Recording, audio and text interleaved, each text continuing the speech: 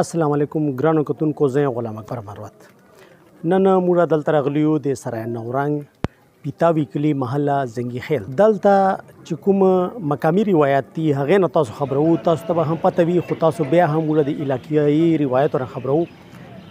علاقایي دلته په سرای نورنګ چې د علاقایي روایت ته بلکې په ټولې ضلع کې هم دا شاید پښتنو سیمې چې دا شاید چې کله چا په کور چې مرده وسي، فوتګي وسي، غم راسي، بیا دا خلک چې کوم دي په 3 ورځې عین اسلامي روایتو مطابق دو په کور چې اور نه بلوي. اور نه بلولو مقصد دا ده چې دو به نه چای پخوي نه به مړۍ پخوي.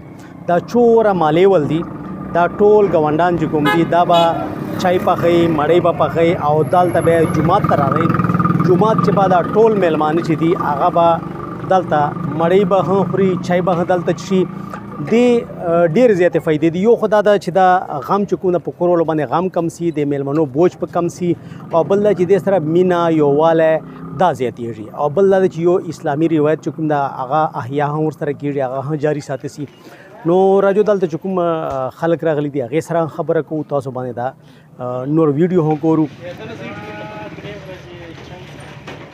دا د موږ د ګورنینګ باډي چې کوم ممبر د انوردمان غا چچا مجيب الله صاحب واپس سوی و، هغه د مسلم لیگ یو غټ مدد چې ضلعي رهنما و، هغې فاتحین آباده دلته چې کومه د اوس کوم پروګرام و د په جمعه چې مړی وال دا د موږ دلته د علاقې د هغه دا چې چیرې چا غم وسي نو د ټولې چې کوم علاقه ده سراونډینګ ایریا ده د کور سره هغه چې کومه ده بیا دغه مړی رباسي په مشترکه باندې چې چای ټیمي نو چای رباسي، چې مړی ټیمي نو مړی رباسي. او 3 ورځې پورې دا میلمانه چې راځي نو د مدد د مړی د چای پروګرام دا کلیواله د مالې ولکوي.